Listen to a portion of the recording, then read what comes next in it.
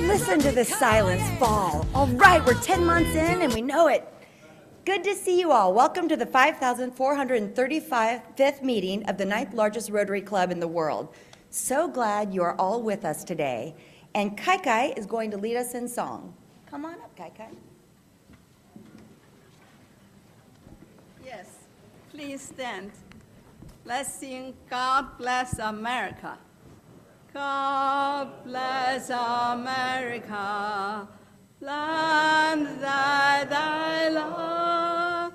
Stand beside her and guide her through the night with the light from above.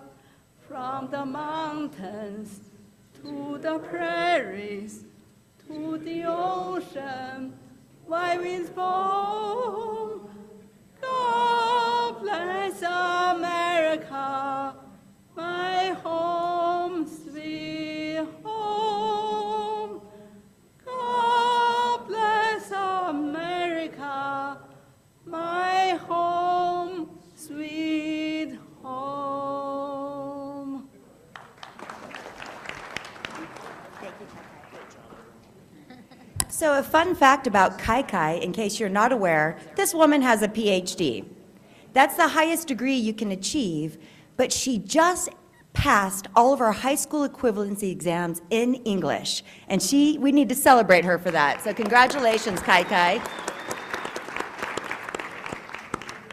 Now, don't forget to enjoy a sweet treat. It's that time of the month where Lindley Zink's Little Bites Bakery has dropped off a delightful sweet thing for you to enjoy. It's over by the coffee. Help yourself at any point in time. And then today we have one very special birthday, and that's Pam Foley. So if you see Pam, wish her a happy birthday, and same with everybody else, including our president-elect who will be celebrating this week. And a very big happy birthday to us. We were actually chartered on this very day in 1914. So it's our 110th birthday. Now, no discussion from me would be complete without some data, so let me drop two really outstanding points. Thank you. When you think about Rotary and you think about the impact we have around the globe, $2 billion every year is what is generated from Rotary projects, and collectively in our 46,000 clubs, we donate 25 million volunteer hours. So again, happy birthday to us. Yay! And now it's time for guest introductions. We have the microphones with Johnny Camus and Steve Preminger today. Of course, we've heard from both of them in the past, and we're happy to welcome them back. And Johnny, it was lovely to be with you on Fish Day. Really fun to get to know you better. Please provide a brief introduction. My name is Johnny Camus, and I work with Community Bank of the Bay. Catherine Tompkinson was my sponsor, and I was a former council member for the city of San Jose. Nice to have you. Steve. My name is Steve Preminger. I work for the County of Santa Clara. My sponsor had parents who had the foresight to name him after a train station. The Rod Squad. We love it. Thank you so much. If you are a visiting Rotarian or you have a guest, please stand. We will be going clockwise around the room with introductions. Hi everyone, my name is Ruth Avari Sharma. I'm from the Sunnyvale Rotary Club, and I'm the Director of International Service for this year and also President nominee. This is my first time visiting the San Jose Club. However, I have a very special connection because my father is a Rotarian in India for the past 40 years, and he visited this club very, very often in the past. So I'm very happy to be here finally. Well, welcome, and good luck with your upcoming presidency. Thank you. Big Boss. Madam President, I have the honor of, my name's Rod Duradon, I have the honor of introducing Allery Middlebrook, who is the president of California Native Garden Foundation. Oh, wonderful.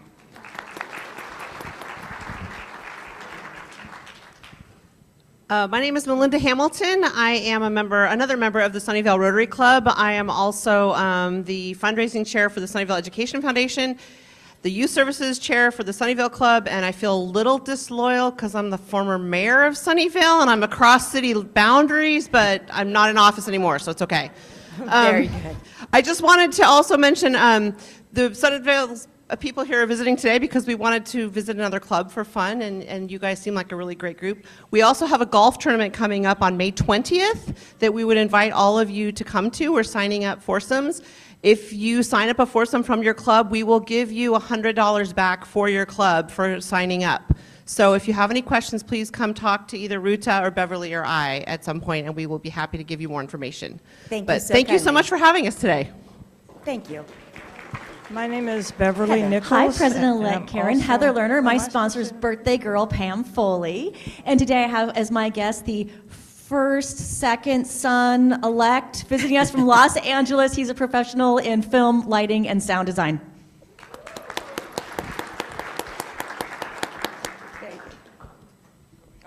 My name is Beverly Nichols. I'm also with the Sunnyvale Rotary, and I'm a youth protection officer, and we'd be so glad to have you at our golf tournament on May the 20th. Or any of our club meetings. Oh yes, any of our club meetings, please.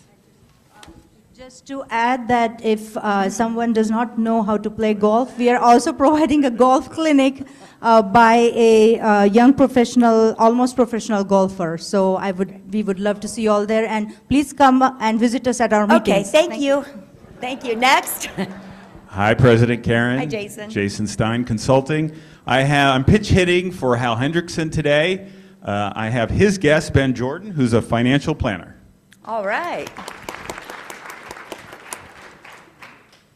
Hello, President Karen. I'm Megan Fluke, nonprofit consultant and professional coach. Who doesn't love the San Jose Quilt Museum? I guess we all do. Yep. So I have my longtime friend and current executive director of the San Jose Quilt Museum today who's interested in joining our club. Well, we love those words. We look forward to getting to know you better. And another fun fact, my very first social with this club 15 years ago was at the Quilt Museum. So we hope you will join us. Nice to see you today. Madam President, Jim Canine, California Strategies, and I have with me my business partner, Leslie Rodriguez, who is also chair of the Working Partnerships Group here in Silicon Valley. Very good. Welcome. Yeah, R.D. Arian, I'm with Renewable America, so my host is Jerry. I have been joining back in 2019, but through pandemic, I basically lost track, and now I'd like to become a member, so pleasure being here. Thank you, everyone. Pleasure to have you. Ron. President Karen, Ron Gonzalez, Hispanic Foundation of Silicon Valley, and former mayor of Sunnyvale and San Jose. So I'm pleased to introduce two guests who are prospective members, hint, hint. Christine Burr, please stand. And she is the executive director and president of the Junior Achievement of Northern California. Very good. And Chris Martinez, who is a service account manager for Air System Services and Construction. Welcome. Irvi. President Karen, Irvi Smith, retired nonprofit consultant. It's my pleasure to present my guest, James Horry, who is the CEO of the YMCA of Silicon Valley, and Jim McGowan, who is our Vice President of Government Relations. Nice to have you. Terry. Hi, President Karen. I'm here again to reintroduce Irene Smith, who was here last week. Irene is a longtime friend of mine, and she is an aeronautical software engineer at NASA. It's the rocket scientist. She's back. All right. Now it's that special time where we get to have ring the bell. If you have a wonderful story that you would like to share or a challenge that you would like us to know about, please stand to be recognized. Sean Cottle's first up. Good afternoon, President Karen. Sean Cottle, law practice, real estate. I want to ring the bell once to let everyone know that on Saturday, May 11th, my daughter will be graduating with her doctorate degree in political science from the University of North Carolina at Chapel Hill. Whoa. And she and her husband will be moving to Oxford, Mississippi, where she's going to be an assistant professor of political science for the University of Mississippi. Go hotty toddy. Fantastic. From one PhD to another, she'll start hearing the piled higher and deeper jokes once you get your PhD. President Karen, Joe Colici, Consulting Engineering. Bittersweet, we are family. Lori and I have moved to Sacramento, so I want to make a bittersweet announcement. Our daughters and son-in-laws are there, brother and sister-in-law are there, grandkids are there, and my family here in the Bay Area pretty much has evaporated, except I'm having trouble letting go of this one right here. Yeah. So I'm coming back and forth a lot. But anyway, I recently met your father, and I think he had something to do with you being a Rotarian. And my father brought me in here, my father Adolph brought me in here 18 years ago. So 18, let's have 9 rings for Adolph, and 9 rings for you and your father, and 2 more rings for good luck moving to relocating to Sacramento, and all the other parents that and children that have introduced their children to Rotary. Yay! 20 rings.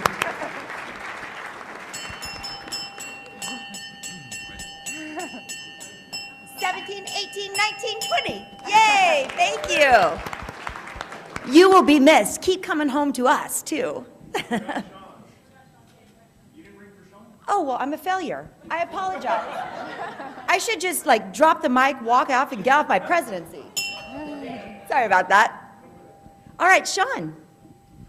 Hi, Sean O'Kane, Big Kahuna Productions, video and voiceover.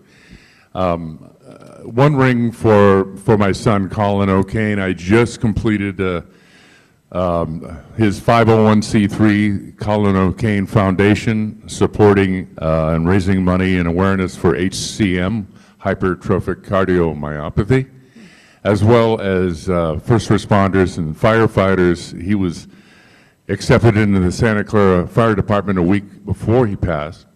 And then also for boys and girls who want to play the game of lacrosse, and we supply equipment for them. Thank how you. wonderful. Thank you.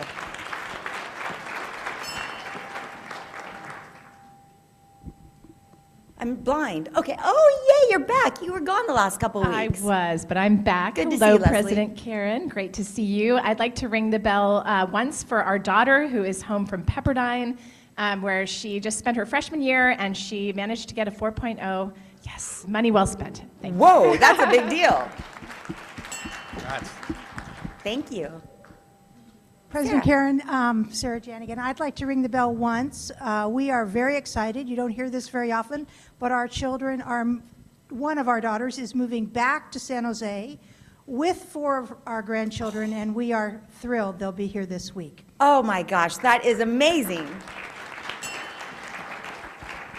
Congratulations on that. President Karen, Bonnie Bamberg. I'm still broke, but I'm scratching up $100 to ring the bell once because this day celebrates 64 years of being married to the most patient man in the world. Wow. Awesome. And of course, I have a different data point about that, Bonnie. According to the World Health Organization, only 6% of couples achieve 50 years or greater in marriage length. So good for you and Marv. Congratulations. Your love still shines brightly and warms up the room. Brenda. Hi, President Karen. I'd like to ring the bell twice today. The first time is to thank everyone who came to the district conference to support me this weekend. And the second is for Blake Ward, who did a wonderful job being the Saturday night EMC. I used to work there. Yeah, right. Showing everyone at the district that San Jose's got talent. Love it. Hey, President Karen, Gay Crawford, Media Consulting, and I'm going to bring the bell twice. One is a do-over, but one in your honor as president and those that followed Brian Adams, all those presidents who donated from the President's Funds to the American Cancer Society Courageous Kids Day, which I founded 35 years ago, and so many in this room have been volunteers. Sean O'Kane has done a wonderful video for us, and oh gosh, I was thinking of all of Kathleen Thomas, and anyway, thank you for your volunteer time, and also I got commendations from the City of Santa Clara, the City of Saratoga, City of Campbell, and the Board of Supervisors did a joint commendation. And Steve Preminger is my cheerleader. Thank you so much for helping to video that. It was a special commendation from Susan Ellenberg and Joe Simeon. Well, thank you. Wonderful. And thank you for your labor of love. It's a wonderful event and so joyful for so many.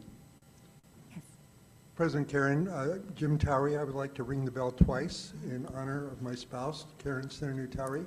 She is retiring today as the interim independent police auditor for the city of San Jose. For real this time? Congratulations. Yes, hi, good afternoon. Tim Gill, plaintiff's personal injury attorney. I am the husband of Sandra Gill. 3 weeks ago today, she had a very serious injury while vacationing in Hawaii, had a broken foot and all tendons and had emergency surgery, was in the hospital for 4 days. But I want to ring the bell once, but it's really to thank all of you for all of your kindness and support, your emails, your cards, your bringing food by, offering to bring food by, and your support. This truly is a family and what a great sense of community. So I just want to thank you all very much.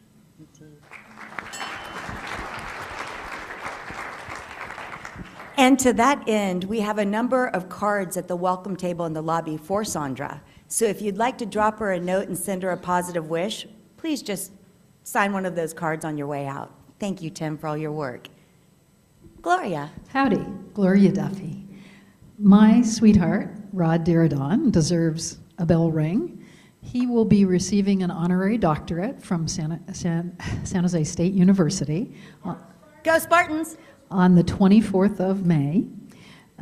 He has created more PhD level research through all of the groups he has chaired, including the Mineta Institute, than many of us other PhDs would ever create in a lifetime. So it is very well deserved. And I'd like to quote our friend Colleen Wilcox, who says, "Now, in our family, we're a paradox." Oh God, that took me a minute. Oh, that's so good. So all honor to Rod and anyone who wants to attend, let us know. 24th commencement ceremony, and we will find a way to get you included. Perfect. A ring for Dr. Diridon. Stand up. Yay. Thank you. Jennifer. Hello, President Karen. Jennifer Simmons, Interior Design, and I'd like to ring the bell 3 times to celebrate the closing of my purchase of a new business in Santa Cruz, doing kitchen and bath design, called Beyond the Box. Congratulations. Very exciting. Blake. Hi, President Karen. I'd like to ring the bell 3 times for the Red Badger project at Washington School. We got new planter boxes for the school. It's awesome. They look great, and we had a fun day. So thank you to everyone who came out. Great. Carl Salas. Hey, President Karen. Hey, I want to ring the bell 3 times. The first one is I feel sad for anyone who didn't make that blind wine tasting last night at Bert's. Seriously, it was wonderful. And so that's also the hospitality committee. The other one, though, was 2 rings. So Bert George, we all think that Bert gives a lot, and I don't think he's here today, so he doesn't have to be shy about this, but we all think he gives a lot. But what he did just last night, but I'm on a number of boards, I go to a lot of galas, and sometimes I go to things far away, and Bert George has supported it. It's just amazing what that guy does. So 2 rings for Bert. Got it. And Janica? Good afternoon, Janica Clem. Speaking of family, I just want to give a ring to anyone who has, currently is, or has formerly dealt with any family members with dementia. We are just starting down this path, and so I just want to send some love out to all of you. Thank you. Aww. You can rely on us for social support or coping strategies as you go through that journey. I'm so sorry to learn that you are on that path, but our love is with you. Yes. Hi, Finn Jensen. I want to ring the bell 3 times. My daughter Amanda in Hawaii has received the Outstanding Employee of the Year for the Attorney General's Office. Whew. Wonderful. Yes, I would like to ring the bell only once, and Larry Stone knows why I can't afford to ring it more than that. We'll be talking. For my brand new grandbaby, who is, a few of you have seen pictures, the cutest damn baby you'll ever see. So see me after the room if you want to see pictures. Congratulations. Johnny? I actually would like to ring the bell once. My son, my oldest son, is graduating from San Jose State University on May 23rd. Go Spartans. In computer science, and he's looking for a job, if anybody wants. He's going to be off the payroll, huh? Well, good luck to him. Does that conclude the bell rings? Okay, I let it go a little longer because we got 49 of them. I was counting. That's our record so far this year. So thank you all for your generosity. Oh, Steve Prouty wants to give us some money. I need to make it 55. 50. 50? Okay, I'll take 50. But one to make it 50. Thank you. I love it. Perfect. All right, now it's time to meet our newest member. So Mike Block, if you could come on up, that would be great. Thank you. The mics. Mike and Mike.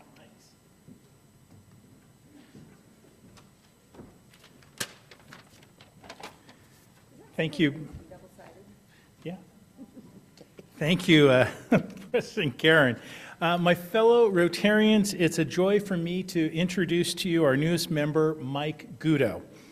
I've known of Mike for probably 20 years, as one of his daughters used to work with me, and his daughter Beth always spoke so highly of her dad that I always said to myself, this is a person I want to get to know someday.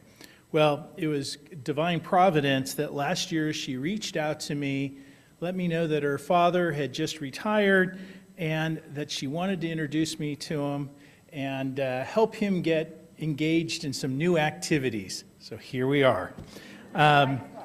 Mike has led a really incredible and fascinating life, and now in retirement, he looks forward to channeling all that energy and savvy into us continuing to be even more successful in our community service and all the Rotary activities.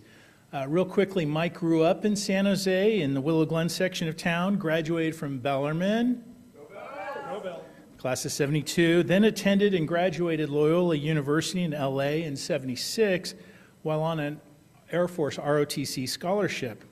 He met his lovely wife, Kathy, when they were both 15 years old. She attended the all-girls school Mother Butler. Some of you may be familiar if you've been around the valley for a while. So upon graduating from what today is called Loyola Marymount University, he was commissioned as a second lieutenant in the Air Force, got married to his high school sweetheart, Kathy, was promptly assigned to Vandenberg Air Force Base near Lompoc. He later then served a mission as a missileer, as they're called, one of the brave men and women who sit down in silos who watch and guard and manage our nuclear arsenal up in Montana. Ultimately, though, however, he was assigned to what many of us who, again, grew up in the valley called the Blue Cube out at Moffett Field, Onizuka Air Force Base. Here, Mike became involved in learning the shuttle and satellite deployment and support business, which he loved and has continued to do really his whole business career. In learning about Mike, he shared with me the hardest day of his career being in the control center as the Challenger space shuttle exploded in 1985. And you can talk to him about that someday if you'd like.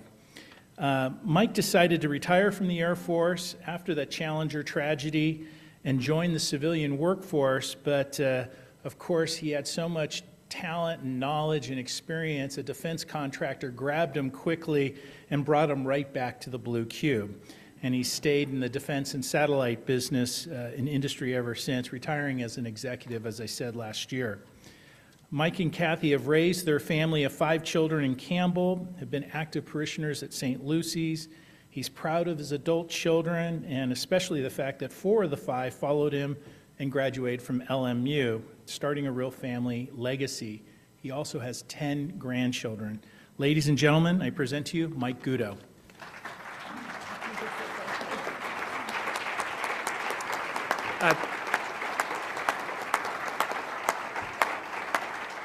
So thanks, everybody, and thanks, Mike Block. We're out of time, but I just want to say that Mike did a great job. I worked frenetically till the end of my career, and I took care of the money stuff, but not the mental stuff. And then having Mike as a mentor and a friend, Mike Block is a true man for others. So thank you very much, Mike, and nice to meet everybody.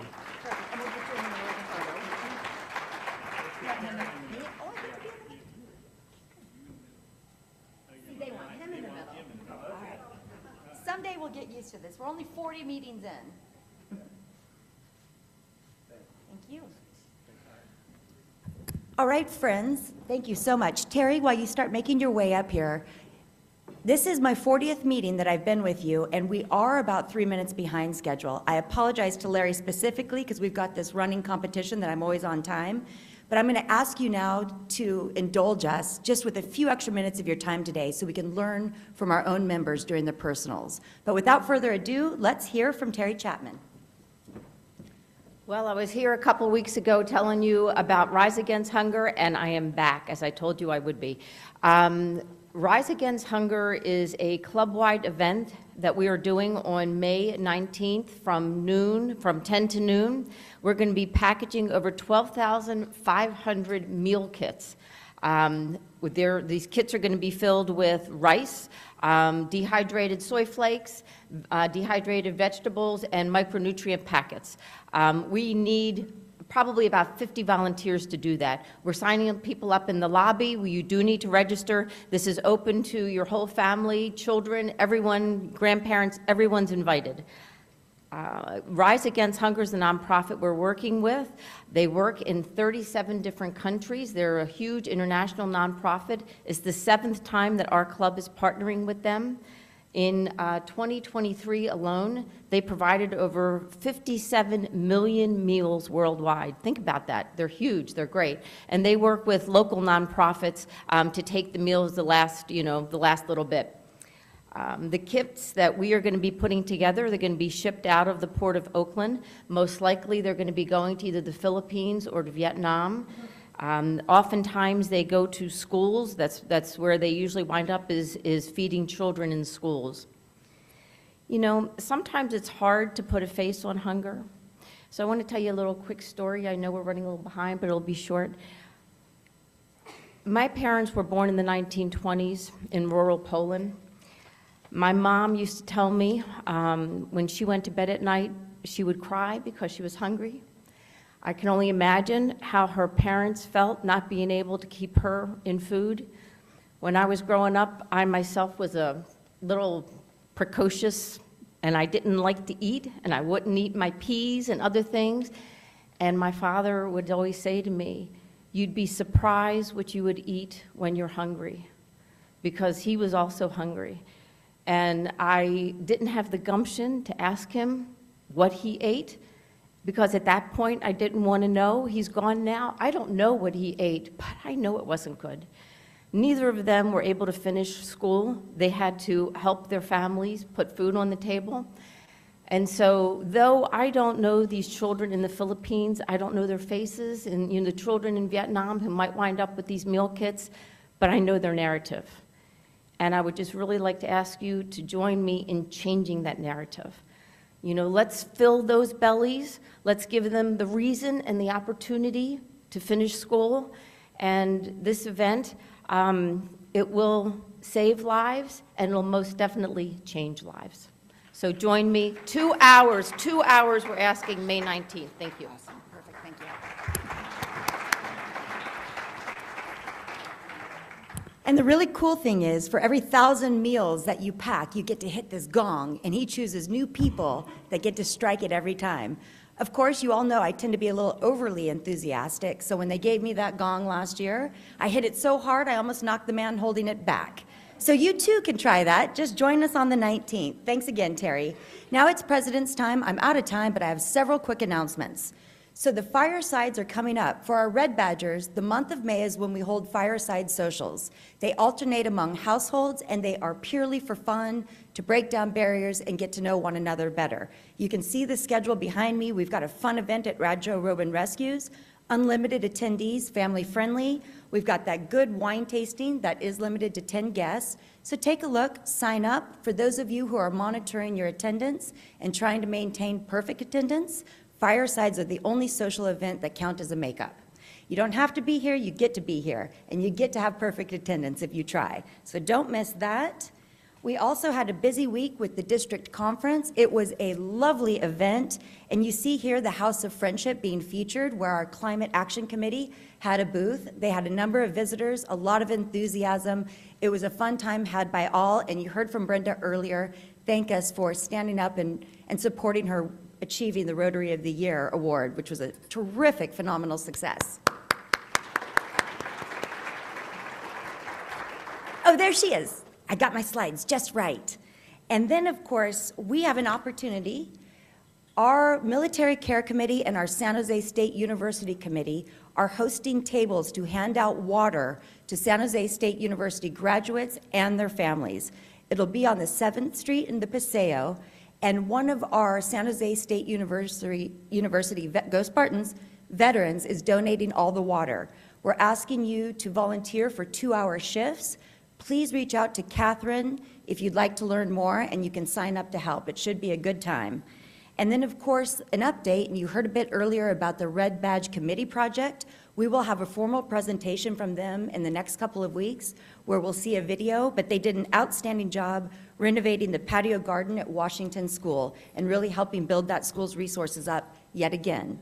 And then for those of you who get the monthly Rotary International magazine, Maggie Padavani had an article featured this month called Food, Glorious Food. So that's 2 months in a row that our Rotarians have been featured. Take a look.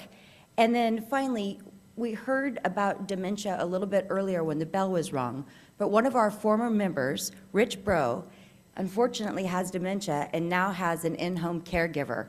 If you'd like to send him a card or reach out with a text, please do so. He still needs our love. And then finally, next week is table topics. Please arrive by 11:45 so you can get to know your Rotarians better. And with that, Gay Crawford's going to introduce our speakers. Sorry, Jay, I'm going as fast as I can. By the way, I lost my Apple Watch, so I want to keep this really short. If anybody finds the watch, though, would you turn it in? I am so happy that Personals is back with Rotary. I think Skip Franich and I, over 20, 30 years, had Personals 2 or 3 times a year, and so thanks to Charlie and the program committee, it's coming back. It was always one of our Rotarians' favorite, and I learned as a young person starting Rotary that when somebody asks you to do something, you say yes. And I was so thrilled when Stephanie Kavanagh and Matt Roben said, yes, we will do Personals. And we bounced them around a few times, but they are here. Stephanie joined Rotary in 2017, and I thought I knew everyone in Rotary, and I got to work with her on an ELC program. This woman is talented. She is articulate. She is one of the most fabulous people I've worked with. She's compassionate. She is involved in her parish and the community. She's a past president of JW House, the wonderful program that houses families who have a loved one in hospitals. And she's a past president and a current board member, too. So she does that. She tells me she loves Orange Theory. I'm not sure what that is. And yoga. And she's going to tell you her story, so we'll save that.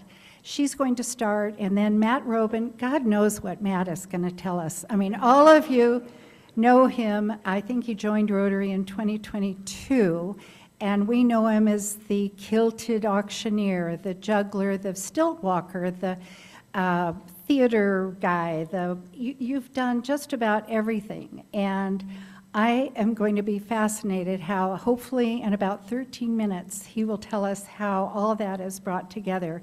He has been a member of Rotary, as I say, since 2022, but he's also a member of so many committees, Gala, I think your Climate Action. There are more committees than most of you even know exist. So Stephanie, I will let you begin, and then Matt, if you would just come up after her. Thank you for bringing Christmas.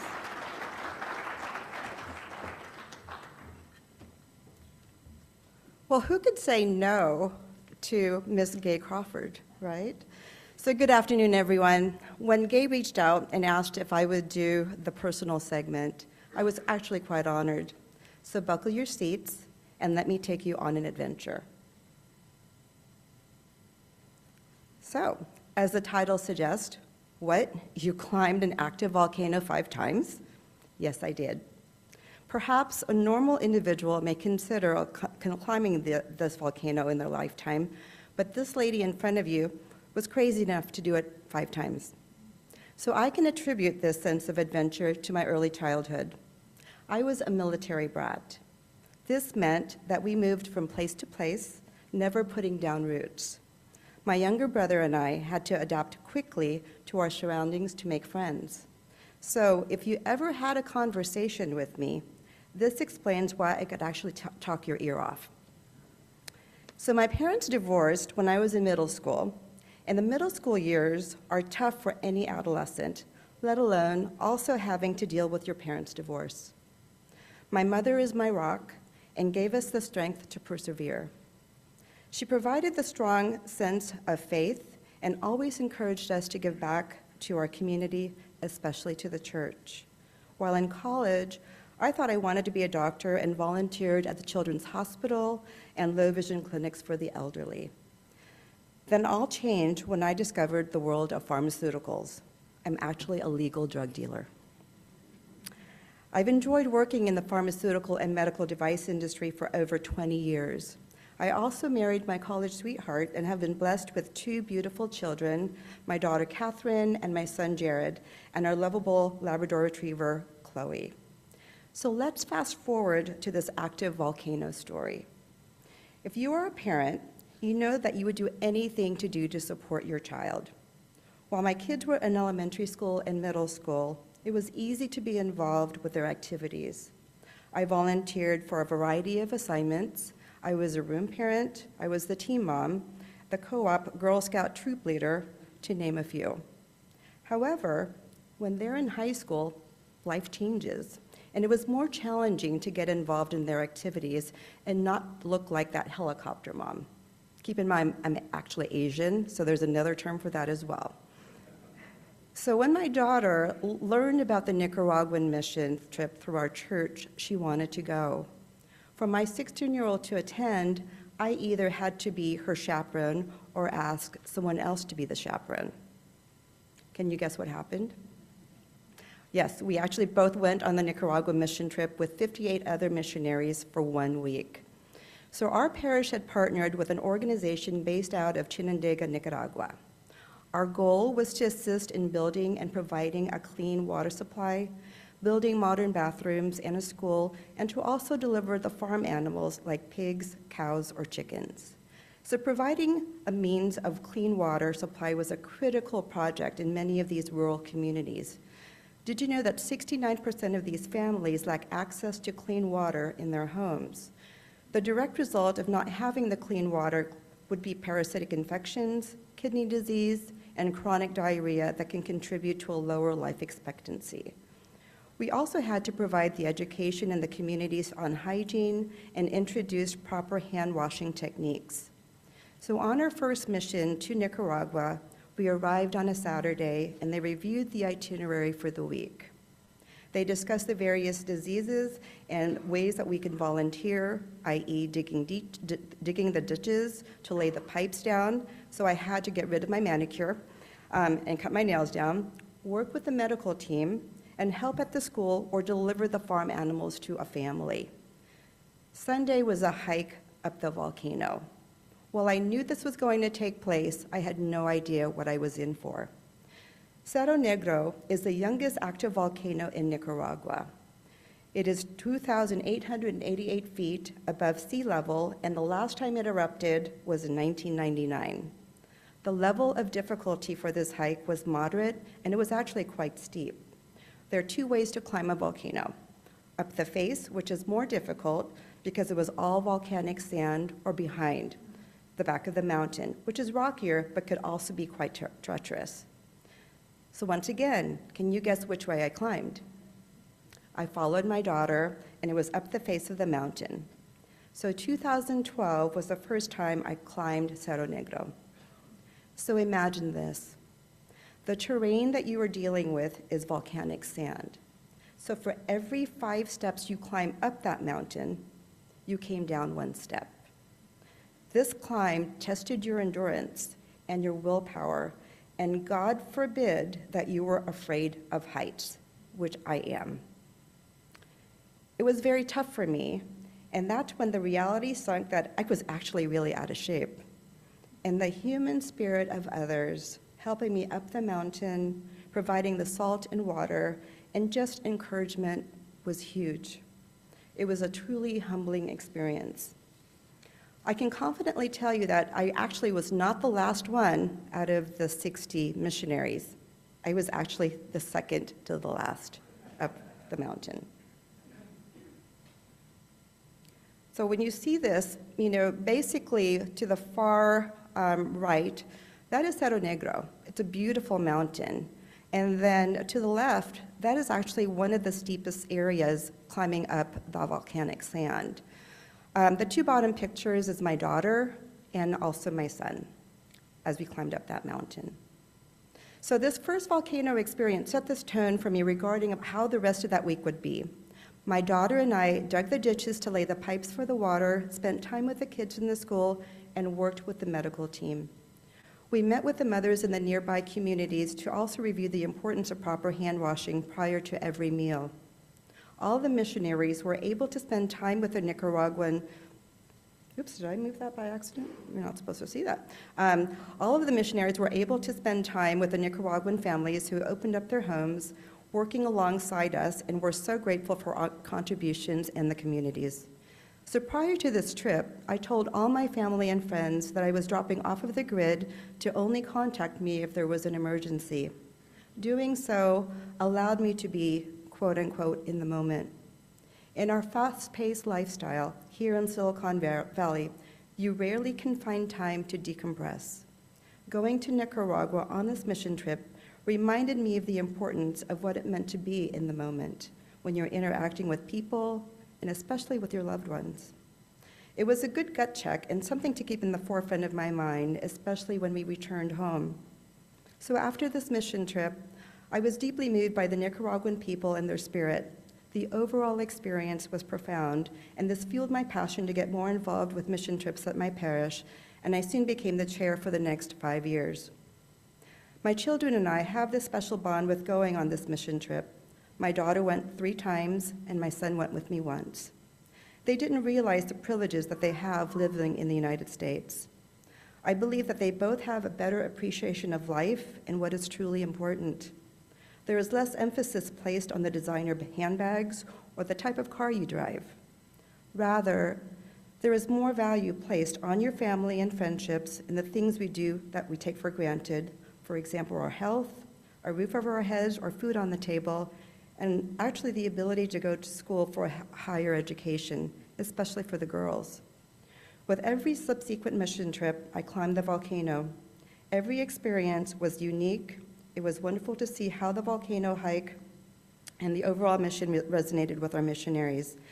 Subsequent trips included the opportunity to witness a community turning on clean running water for the very first time, and building modern bathrooms and flush toilets, building clean air kitchens, and making sure that their homes were not filled up with smoke. We even helped to build a school and saw it to its completion for several years. So when you look at this particular slide here, to the far right, you see those children? Those are the Nicaragua locals. And this is the first time running water was actually coming to their community. And if you notice how the girl is dressed beautifully in her dress, it was a really special occasion. So just imagine that when the community needed water to their homes, the children actually had to bring these big, large pachangas over their heads and sometimes traveled miles to bring the water to their homes. And it just gives you an idea, too, in terms of the ditches that we actually had to dig. So there was a transformation that really took place with all the missionaries, especially the young adults and the teenagers. They witnessed the simplicity of life in a different country and saw how happy the local kids were. They didn't have an Xbox or even cell phones. Kids were really being kids without any electronics around. They played in the rain with a soccer ball, with a hacky sack, got muddy. They were being kids. I saw how parents reconnected with their children, and there were so many special moments between family members and a huge impact on self-reflection. If you have never gone on any mission trips abroad, I encourage you to do so. There are so many things you can do to contribute to any one of these communities. And as you know, we currently have a perfect example right here within our own Rotary with the International Committee in Peru, basically where the Rotarians are delivering wheelchairs. So now, you may be wondering what other mission trips I have in store. So as a matter of fact, I will be going on another medical mission late in October to Nepal. Not to climb a volcano, but rather to be in the moment to provide medical care for those in need. Thank you for listening to my story.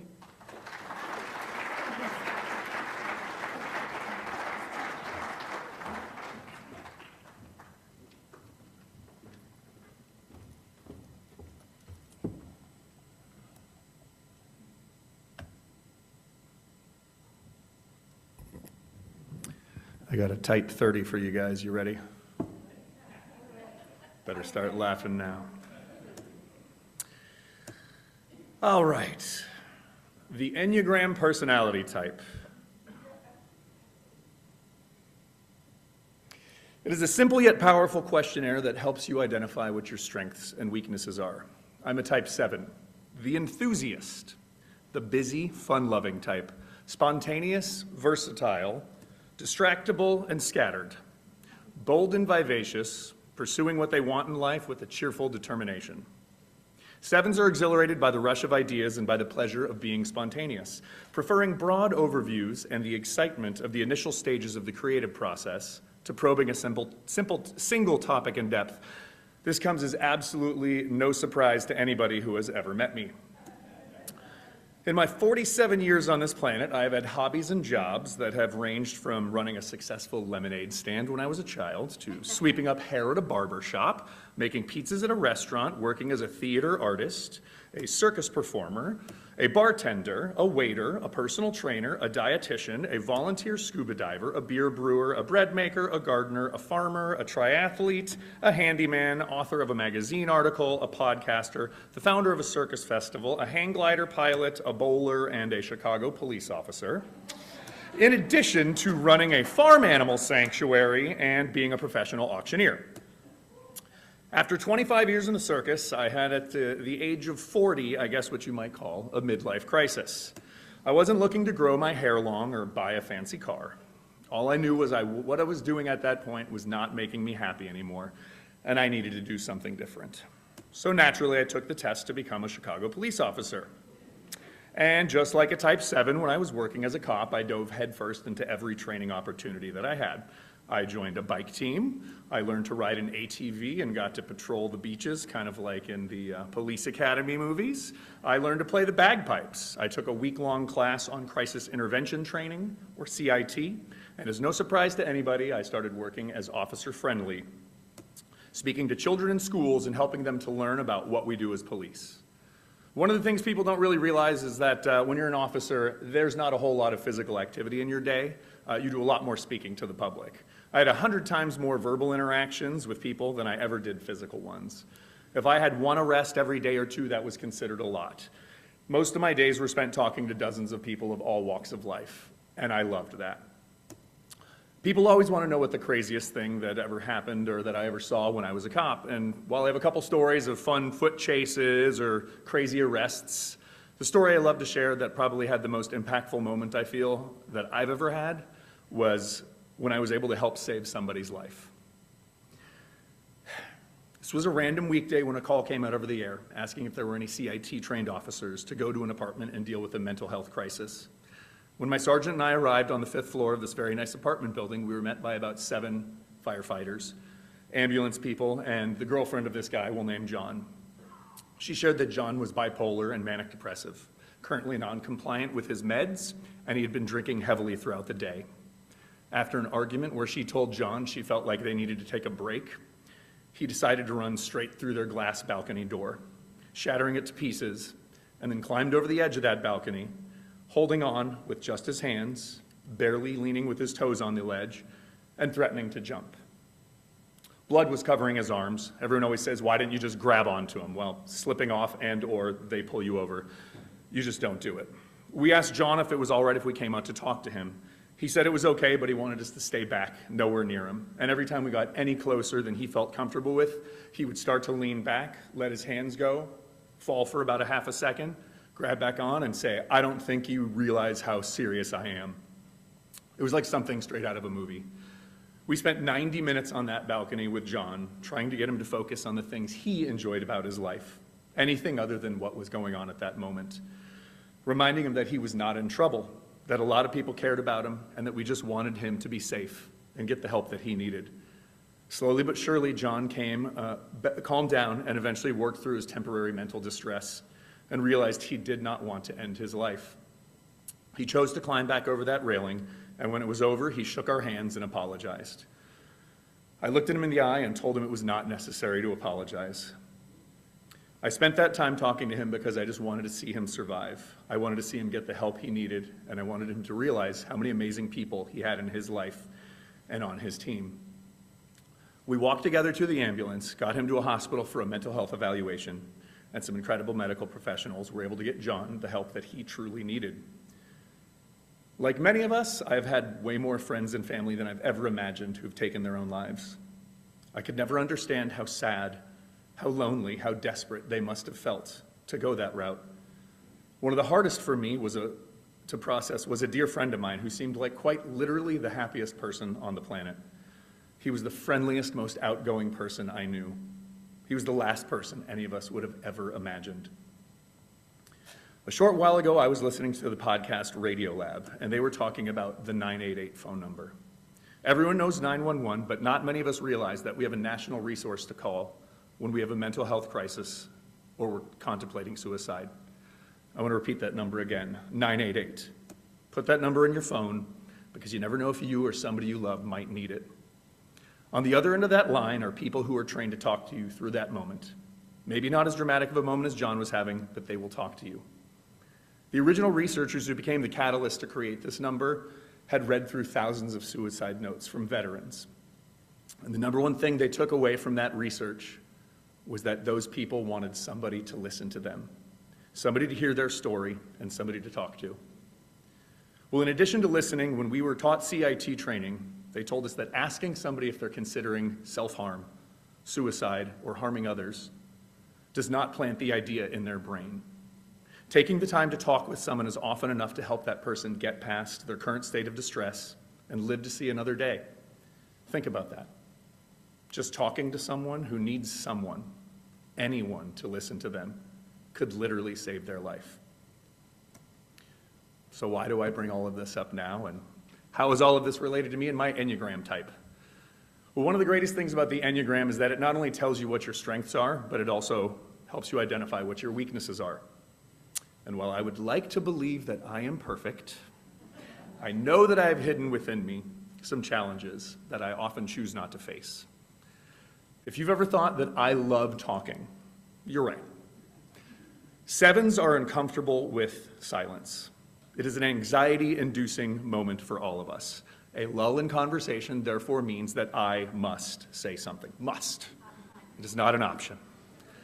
Sevens' key motivations are that we want to maintain our freedom and happiness, to avoid missing out on worthwhile experiences, to keep ourselves excited and occupied, to avoid and discharge pain.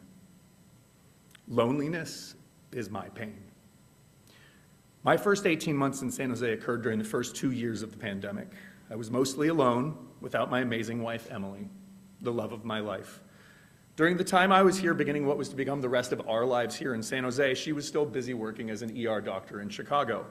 We couldn't afford to have both of us not working, so in her case, there were no jobs to even apply for in San Jose, so she stayed there until she found one. When I was in Chicago, I could walk down the street and run into 10 of my neighbors, or just head over to the corner pub that was about a block away and sit and chat with anybody, anytime I felt like it. But here in the beautiful, peaceful, serene foothills of San Jose, my 12-acre paradise was beginning to feel a little bit like a prison of loneliness. I don't just want to talk to people, I need to talk to people. I have to have that external feedback, that energy that only another person can reflect back to you. Having grown up here, I figured it would be easy and that I would always have an old friend to call, somebody to spend my time with, someone to occupy my mind when I got lonely. But it turns out I really didn't. I'd message my friends I'd known for decades, and they were too busy just doing the things we all have to do in life. You've got work, family, other social activities, things, life. For a few months, it wasn't too bad because I was so busy setting up the farm and getting our ranch started. But as those weeks turned into months, and those months turned into more than a year, I started to joke that I was becoming a bit like Jack Nicholson in The Shining. I just hadn't typed out 300 pages of all work and no play makes Jack a dull boy. For the first time in my life, though, I could really start to feel how isolation becomes a downward spiral, and for some that can lead to a tragic act of desperation. And while I never came close to that depth of pain, I could start to see how easy it was to feel as if nobody cared, that I wasn't important enough for people to make time for me. I had a couple times where I was sharing this observation with people, and it struck me how often people would say, you know, I wish I had known that person was lonely. I wish I had taken a moment to call her back. I wish I had taken a moment longer to talk to them. Well, thankfully, I had two wonderful things going for me at that time. One was my constant. I have an amazing support system, which includes an incredible wife, and I truly know, that my family and friends care about me. And two, I began to find new friends who have become like family. I began to involve myself in a community that cares about the world around it, the people within it, and real relationships. And that welcoming family began the very first day I walked into a meeting at the Rotary Club of San Jose. 2 years later, I find myself in a similar isolating situation. With a routine that had finally begun to feel like normal, everything changed in February when we were on a quick trip down to LA. Emily's sister, Megan, suffered a massive stroke that left her fighting to survive and rebuild her life. There was no question as to whether Emily would stay and help her sister and get her through to whatever the next moment was going to be. In those few months, that would be her long road to recovery. But unlike those previous 18 months of loneliness and isolation, I now have my Rotary family to help me through the tough days. Whether it is at club meetings, committee events, social outings, I find myself surrounded by people who care about me and who care about others. So many in this room have reached out to ask me how I am doing, to see how Emily is handling everything, to see how Megan is recovering. So many in this room have extended an invitation for a meal or a beverage or a social outing. And so many of you have shown me that you truly care, not just about me, but about people. Thank you all for being here for me, for showing me how much you care, and for taking the time to listen.